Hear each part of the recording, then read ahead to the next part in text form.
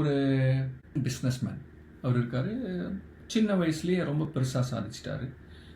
ரொம்ப பெரிய பணக்காரர். ஒரு கம்பெனியை பில்ட் பண்ணியிருக்காரு.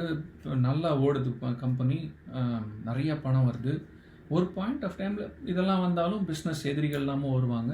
ஸோ அதெல்லாமும் நடக்குது. அப்போ அவருக்கு ஒரு தடுமாற்றம் வருது.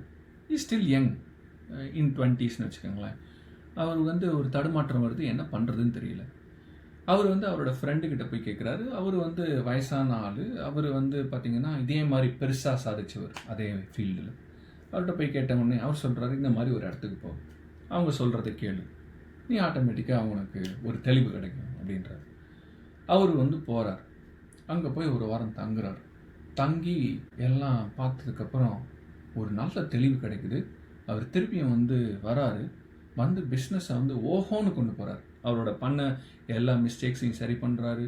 அடுத்த ஒரு லெவல் உச்சத்துக்கே கொண்டு போயிடுறாரு பிஸ்னஸை. ஸோ இது கதையாக நான் சொன்னாலுமே இது ஒரு உண்மை சம்பவம். அந்த அந்த பையன் யார் அப்படின்னு கேட்டிங்கன்னா மார்க் ஜக்கர்பர்க்.